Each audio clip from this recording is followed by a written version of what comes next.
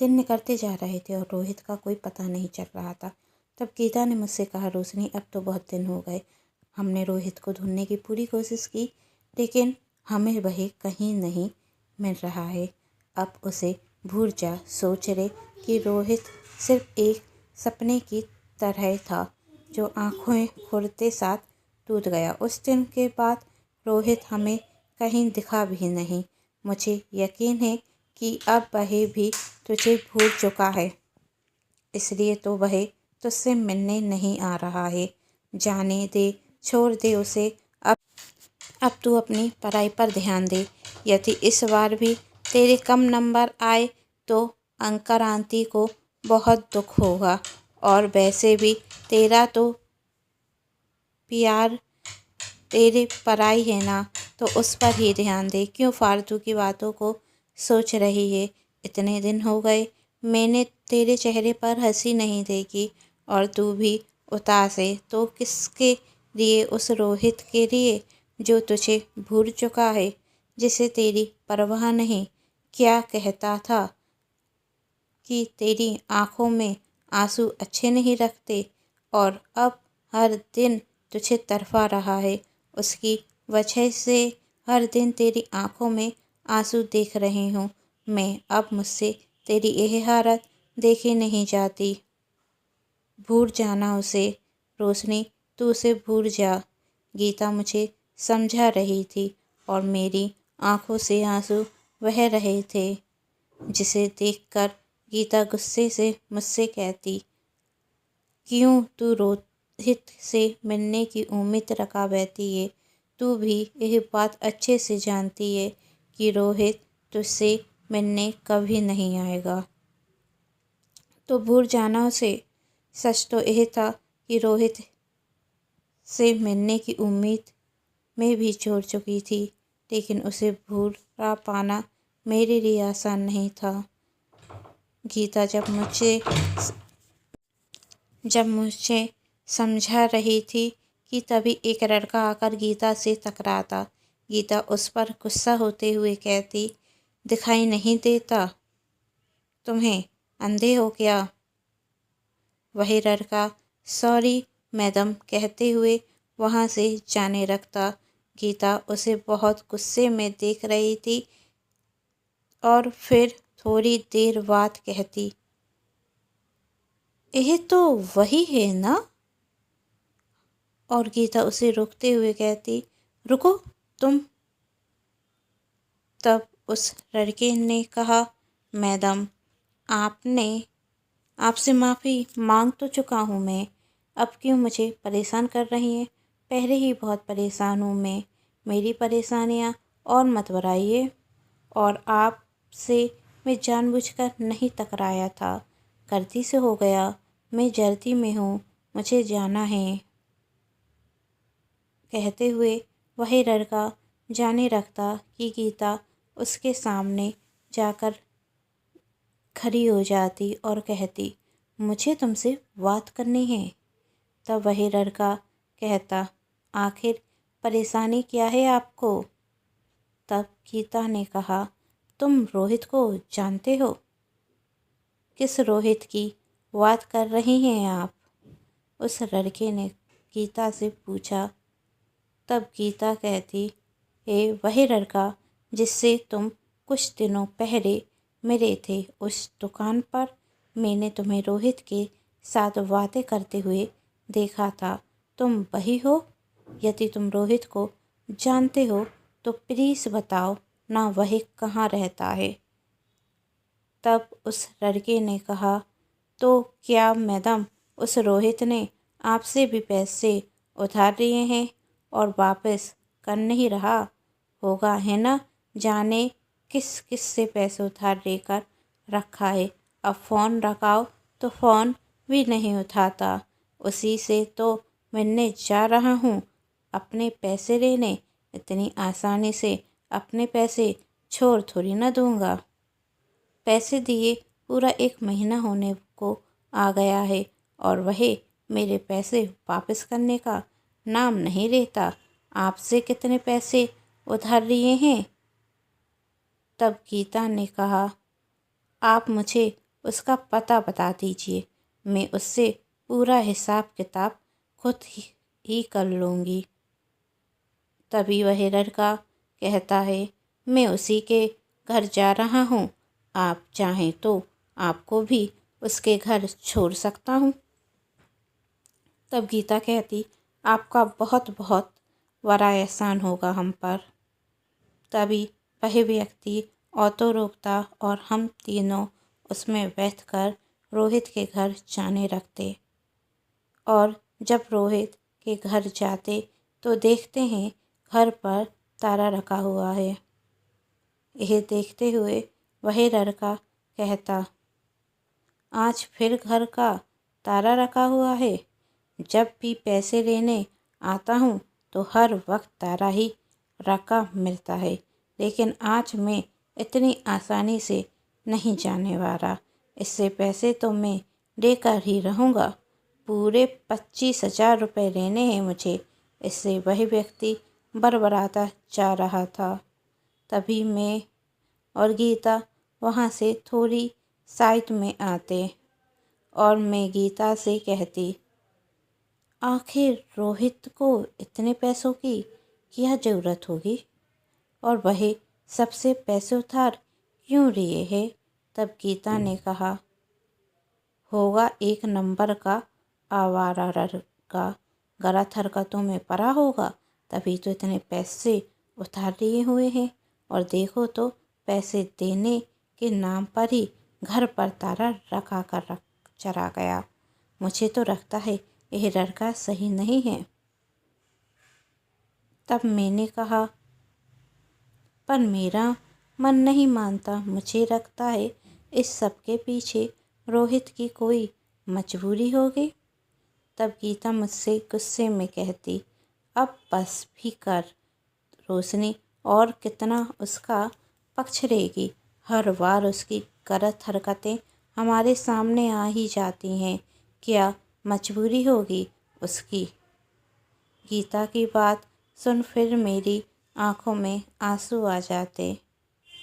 तब गीता धीरे से कहती, थोड़ी देर और रुक जा, रोहित घर पर तो आएगा ही ना।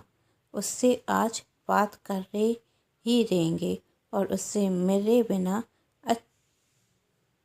आज घर वापस नहीं जाने वाले। इतने दिनों में तो उसे रोहित का पता चला है, इतनी आसानी से जाने वाली नहीं हूँ मैं। तभी मेरे घर से फ़ोन आता। मैं गीता की तरफ देखती। तब गीता कहती कि तुम मेरे घर पर है। और मैं फ़ोन उठाते हुए माँ से कहती कि मैं गीता के घर पर हूँ, थोड़ी देर में आ जाऊँगी। अब हम दोनों रोहित का वेट कर रहे थे। पूरे 2 घंटे हो गए थे, लेकिन रोहित अभी तक नहीं आया था। लेकिन चाहे जितना टाइम हो जाता, रोहित से मिले बिना तो हम जाने वाले थे नहीं। तभी वह लड़का कहता, लगता है कि आज एक घर पर आएगा ही नहीं। मैडम, मैं कहता हूँ आप भी अपने घर पर पहुँच जाइए। इससे पैसे वापस लेना इतना आसान नहीं है। मैं तो जाता हूँ। कहते हुए वही लड़का जाने लगता। लेकिन हम दोनों तो जिद पर अड़े हुए थे कि रोहित से बात किए बिना जाएंगे नहीं। आखिर रोहित मेरे साथ ऐसा क्यों कर रहा है। रोहित का सच जानना आप हमारे लिए ज़रूरी हो चुका था और हम दोनों रोहित का इंतज़ार कर रहे थे। सच कहूँ तो मुझे मन ही मन खुशी थी कि मुझे आखिरकार रोहित का पता तो चल गया और अब मैं रोहित से मिलने वाली हूँ।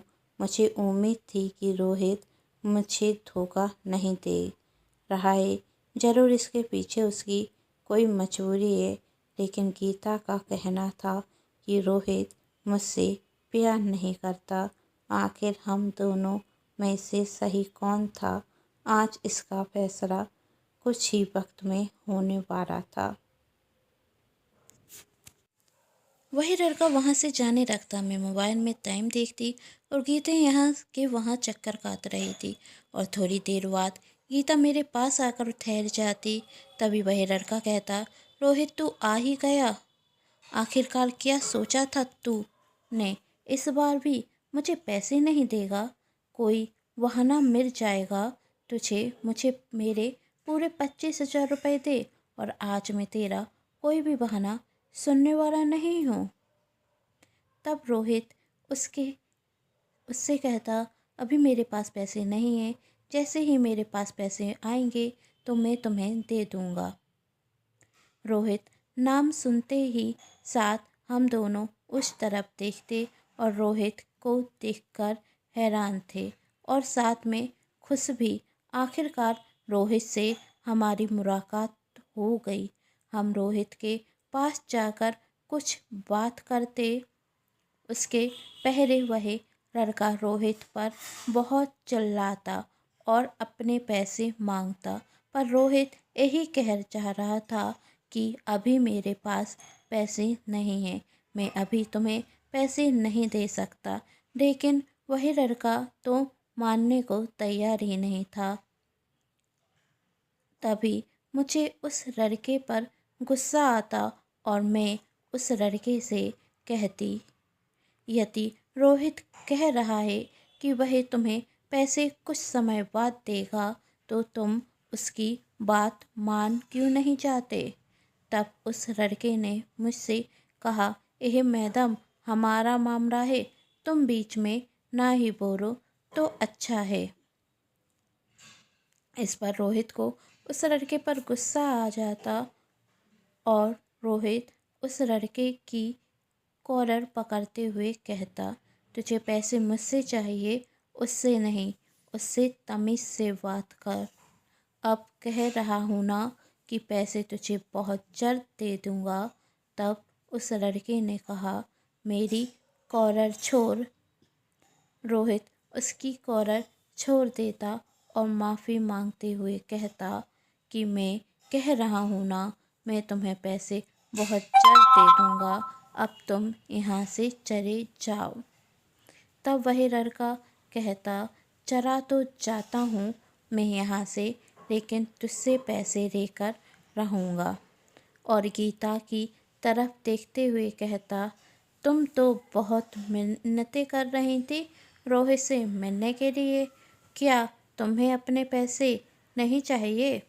तब गीता ने कहा, मैंने कहा ना, मैं अपना मामला खुद निपटारूंगी, तुम जाओ यहाँ से। हाँ, यहाँ तक हमें लेकर आए उसके लिए बहुत बहुत धन्यवाद। तब वह लड़का कहता, आजकल तो भलाई का कोई जमाना ही नहीं। यह दोनों लड़कियां तुझसे मिलना चाहती थीं, इन्हें यहाँ पर लेकर आया तो देखो कैसे बोल रही हैं। और तुझे ज़रूरत पर पैसे दिए, लेकिन तू मेरी कॉलर पकड़ रहा है, छोड़ूंगा नहीं मैं तुझे। कहते हुए वह लड़का वहाँ से चला जाता और मैं रोहित से कहती, आखिर कहाँ थे तुम? जानते भी हो तुम्हारे लिए मैं कितनी परेशान थी। तुमने कहा था जैसे ही तुम ठीक हो जाओगे तो मुझे से मिलने के लिए आओगे, पर क्यों नहीं आए थे तुम मुझसे मिलने के लिए? और कौन था यह आदमी? तुमने इससे पैसा उधार क्यों लिए थे? रोहित कुछ कहता उसके पहले गीता अपना गुस्सा उतारते हुए रोहित से कहती, आवारा है, पैसे उड़ाने के लिए लिए होंगे और तुझे रोशनी से सुंदर कोई और लड़की मिल गई ना, अब तू उससे प्यार का नाता कर रहा होगा। जब से तुझे पता चला है कि रोशनी के दिल में तेरे लिए फेरेंगे, तब से तुम रोशनी से पीछा छुड़ा रहे हो। वैसे तो हर दिन कॉलेज के बाहर चक्कर काटा करते थे, लेकिन उससे मिलने तक नहीं आए। वैसे हर बात पर आई लव यू कहते थे और अब हमारा फ़ोन तक नहीं उठा रहे हो। आवारा कहीं का, मैं ही मूर्ख थी।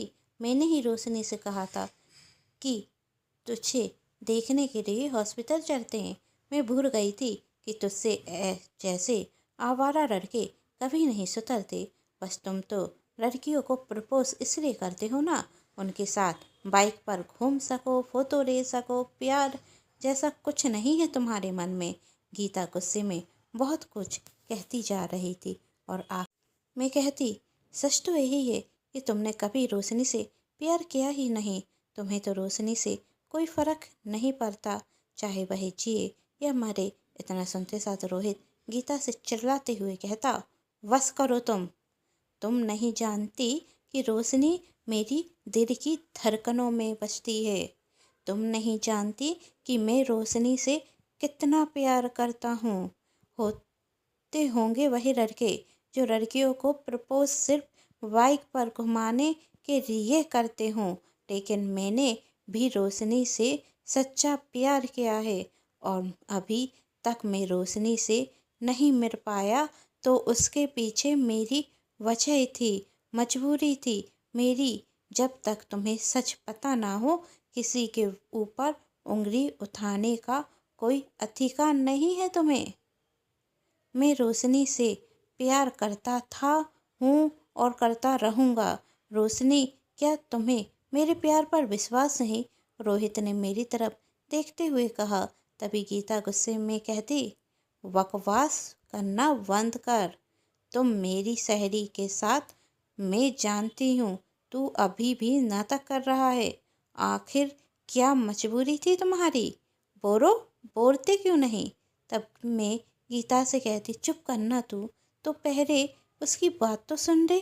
और मेरा मन कहता है कि इस सब के पीछे रोहित कोई मजबूरी होगी। तब गीता मुझसे कहती है, बस कर रोशनी, अब इस जैसे झूठे इंसान की बातों में मत आ। अब इस पर विश्वास मत कर। और मैं तुझे बस यहाँ पर इसलिए लेकर आई हूँ कि तू इसे हमेशा हमेशा के लिए भूल जा। अब चुप क्यों है, यह बता, क्यों नहीं बताता? क्या मजबूरी थी तुम्हारी? नहीं है ना कोई जवाब, या कोई नया बहाना ढूंढ रहे हो? मैं जानती हूँ तुमने कभी रोशनी से प्यार किया ही नहीं। तब रोहित कहता, नहीं, मैं उससे बहुत प्यार करता हूँ, बहुत बहुत बहुत प्यार करता हूँ। और तुम सोच भी नहीं सकती कि मैं रोशनी से कितना प्यार करता हूँ। मेरी मजबूरी थी कि मैं रोशनी से अभी तक मिल नहीं पाया। जितना रोशनी मुझसे मिलने के लिए तरफ रही होगी, उतना ही मैं रोशनी से मिलने के लिए तरफ रहा था। लेकिन मेरे ऊपर कई और जिम्मेदारियां भी हैं, बस उस कारण मैं रोशनी से मिल नहीं पाया। तो बताओ, क्या मजबूरी थी तुम्हारी? गीता रोहित से पूछ रही थी। और हाँ, यह मत सोचना कि तुम बात को घुमा फिरा कर कहोगे तो मैं तुम्हारी बातों में आ जाऊंगी। अब इतनी आसानी से तुम्हारी बातों में आने वाली नहीं हूँ मैं। अब जो भी बोलना सच बोलना और बात को घुमाने की ज़रूरत नहीं है। यदि कोई जवाब नहीं है तो और मैं और रोशनी यहाँ से जा रहे हैं और उसके पास हम तुमसे कभी मिलने नहीं आएंगे। कहते हुए गीता मेरा हाथ पकड़कर मुझे वहाँ से ले जाने लगती कि तभी मैं गीता से हाथ छुड़ाते हुए कहती, एक बार बात तो सुन लेने दे ना मुझे उसकी, और उसके बाद तू जो कहेगी मैं वही करूँगी।